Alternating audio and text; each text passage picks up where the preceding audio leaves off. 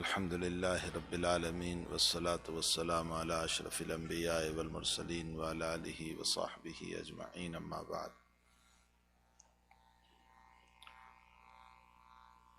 اعوذ باللہ من الشیطان الرجیم، بسم اللہ الرحمن الرحیم۔ ومن يعمل من الصالحات من ذکر او انثى وهو مؤمن فلنحيينه حیاة طیبہ وَلَنَجْزِيَنَّهُمْ أَجْرَهُمْ بِأَحْسَنِ مَا كَانُوا يَعْمَلُونَ۔ صدق اللہ العظیم۔ اللہم صلی علی سیدنا حبیبنا وشفیعنا وسندنا مولانا محمد وبارک وسلم۔ اللہم صلی علی سیدنا حبیبنا وشفیعنا وسندنا مولانا محمد وبارک وسلم۔ بزرگان محترم، دنیا میں انسان کی زندگی دو طرح پر گزرتی ہے۔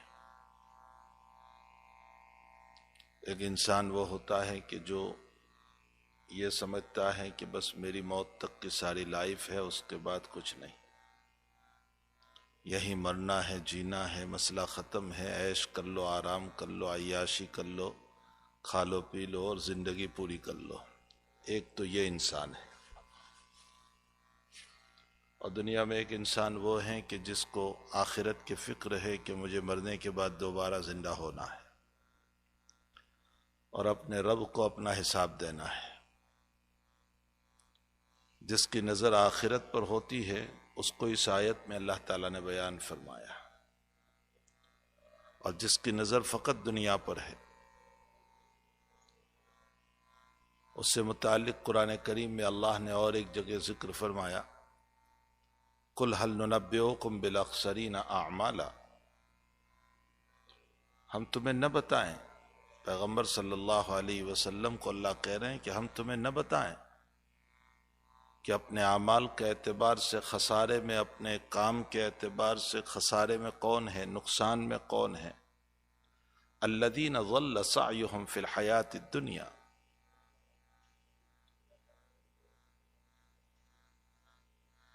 جن کی کوششیں اس دنیاوی زندگی کے اندر سب جو ہیں گم ہو کر رہ گئی۔ الذین ضل سعیہم فی الحیاۃ الدنیا، بس یہی کی زندگی ہے اور اسی میں رات دن لگے بسے ہیں، یہ جاب ہے، یہ کھانا ہے، یہ پینا ہے، یہاں جانا ہے، وہاں جانا ہے، بس مسئلہ ختم ہے۔ ایک حیوان کسی زندگی گزار رہے ہیں، ایک جانور کسی زندگی گزار رہے ہیں۔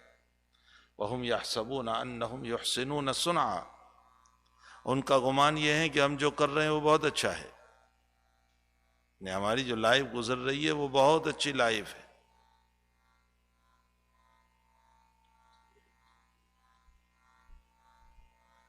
Assalamu alaikum wa rahmatullahi wa barakatuh. Those brothers who are here for New Muslims program, the program is downstairs in the gym. So can you please proceed downstairs in the gym? Jazakumullah khair. وَهُمْ يَحْسَبُونَ أَنَّهُمْ يُحْسِنُونَ صُنْعًا، اور وہ یہ سمجھ رہے ہیں کہ ہم جو کر رہے ہیں بہت اچھا کر رہے ہیں۔ اللہ تعالیٰ دوسری جگہ یہ بھی فرماتے ہیں بَلِ ادَّارَكَ عِلْمُهُمْ فِي الْآخِرَةِ، بَلِ ادَّارَكَ عِلْمُهُمْ فِي الْآخِرَةِ، ان کا علم ختم ہو گیا آخرت کے باب میں، ان کے پاس آخرت کا نالج ہی نہیں۔ حقیقت یہ ہے میرے بھائیوں کہ دنیا میں انسان فلائٹ کو اڑا لیں اور فلائٹ کو بنا لیں اور پائلوٹ بن جائیں اور دنیا بھر کی ترقیاں کر لیں، ان سارے مسائل کو حل کر لیں، لیکن اللہ کو نہیں پہچانا تو کچھ نہیں۔ مسبب الاسباب کو اگر نہیں پہچانا ہے تو کچھ نہیں ہے۔ حضرت امام بخاری رضی اللہ تعالیٰ عنہ نے بخاری شریف میں ایک ایگزامپل سے سمجھایا، ایک مثال دے کر سمجھایا اللہ کی پہچان پر، اللہ کے تعارف پر۔ فرمایا کہ دیکھو انسان جب کھانا کھاتا ہے تو کھانے کے لیے، پینے کے لیے اللہ تعالیٰ نے ایک راستہ بنایا، یہیں سے لکوڈ بھی ہے، یہاں سے کھانا بھی ہے، لیکن بدن سے جب نکالنے کا وقت آیا تو اللہ نے ایک راستہ نہیں بنایا، اللہ نے دو راستے بنائے۔ پیشاب کا الگ راستہ ہے، موتی نجاست کا الگ ہے۔ جب کھانے پینے کے لیے ایک راستہ تھا تو نکالنے کے لیے دو راستے کیوں بنائے؟ حضرت امام رضی اللہ تعالیٰ عنہ اس مثال کو سمجھاتے ہوئے فرماتے ہیں کہ اگر اللہ باڈی سے نکالنے کے لیے بھی ایک راستہ بناتا تو ہر وقت لکوڈ نکلتا رہتا، انسان کبھی پاک ہی نہیں ہو سکتا تھا۔ اللہ اپنے بندے کو پاک رکھنا چاہتا تھا، اس لیے دو راستے بنائے۔ وفی انفسکم افلا تبصرون، اپنی باڈی پر غور کرو، تمہیں اللہ سمجھ میں آتا ہے، اپنا رب سمجھ میں آتا ہے۔ میں نے نوالا اٹھایا اور اٹھا کر کھایا اور اس کو چبایا، اس حد تک تو میرے اختیار میں ہے، میں اپنے اختیار سے اٹھا بھی رہا ہوں، منہ میں بھی رکھ رہا ہوں، چبا بھی رہا ہوں، لیکن اس سے آگے گلے کے اندر جب جا رہا ہے تو دو راستے چل رہے ہیں، ایک سانس کا راستہ ہے اور ایک کھانے کا راستہ ہے۔ اب میرے بس میں نہیں ہے، کون ذات ہے جو سانس کی نلی سے بچا کر کھانے کی نلی میں لے جاتا ہے؟ اگر سانس کی نلی میں ایک دانہ بھی چلا جائے تو کھانسی شروع ہو جاتی، آنکھوں میں پانی نکل آتا، پریشان ہو جاتے، پانی مانگنا پڑتا ہے۔ کون ذات ہے کہ جو یہ کاریگری کر رہی ہے کہ سانس کی نالی سے بچا کر کھانے کی نالی میں کھانے کو اتار رہا ہے؟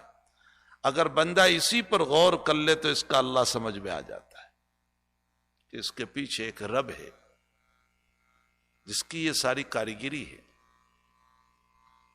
اللہ تعالیٰ قرآن کریم میں فرماتے ہیں وَإِنَّ لَكُمْ فِي الْأَنْعَامِ لَعِبْرَةً نُسْقِيكُم مِّمَّا فِي بُطُونِهَا مِن بَيْنِ فَرْثٍ وَدَمٍ لَبَنًا خَالِصًا سَائِغًا لِلشَّارِبِينَ۔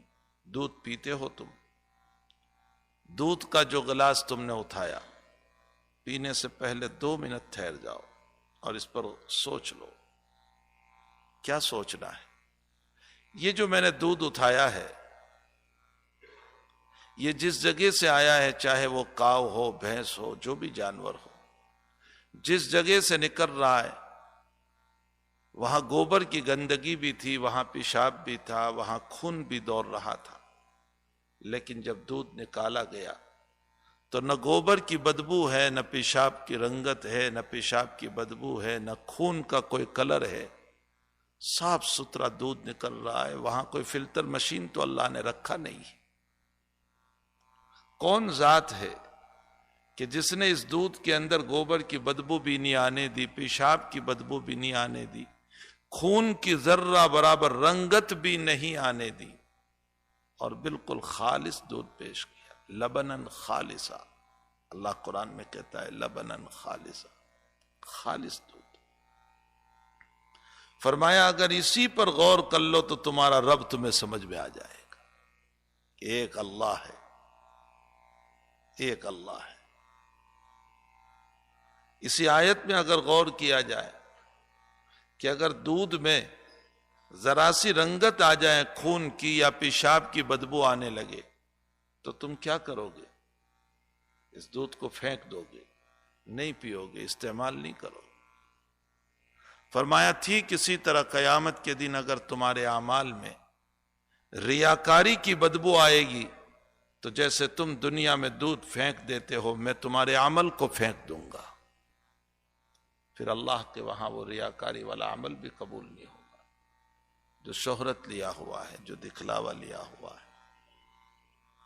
بہرحال ایک ایک بات کے اندر دیکھو، حضرت امام جعفر صادق رحمت اللہ علیہ جو حضرت علی رضی اللہ تعالیٰ عنہ کے پرپوتے ہوتے ہیں، زین العابدین کے بیٹے ہیں، حضرت حسین کے پوتے ہیں